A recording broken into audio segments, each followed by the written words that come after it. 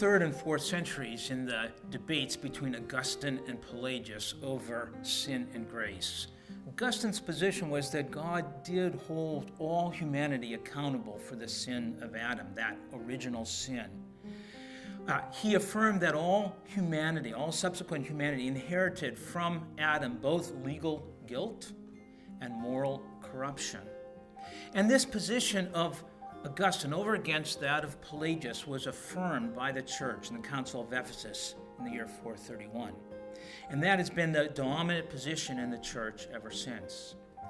But the question then is why? Why would God hold you and me and all subsequent humanity both legally guilty and morally corrupt as a result of this original sin of Adam? Augustinians have affirmed in general that that is because of a unique and special closeness that exists between Adam and all humanity. Now, among Augustinians, there are two primary ways of explaining this closeness.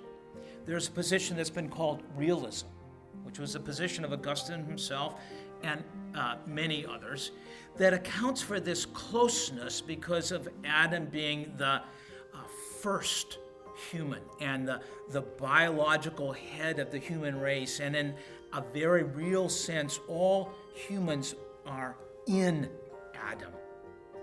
Even as an example would be how the author of Hebrews argued that Levi, the founder of the Levitical priest, was in the loins of Abraham when Abraham gave tithes to Melchizedek, who is the forerunner of the order, the priesthood that Christ himself would one day have.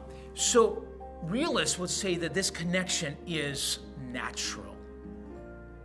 The other view among Augustinians has been called federal headship, which says that the closeness between Adam and all subsequent humanity is covenantal. They would argue that Adam is the covenant head of a covenant of creation that God had with all humanity. And so as covenant head, Adam represents us all. And so his actions, in this case his sin, is rightly held, we are held accountable for that. In an analogous way, Paul will argue in Romans 5 that Christ is also the covenant head of his people of the covenant of redemption. And so even as Adam's sin was transmitted to the people of his covenant, so Christ's righteousness is as well. My own position is that of federal headship. I think this best fits the covenantal structure of Scripture as a whole.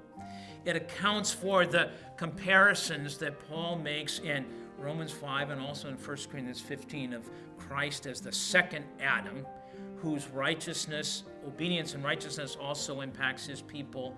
I think this best accounts for the reason why God holds all humanity accountable for that original sin of Adam.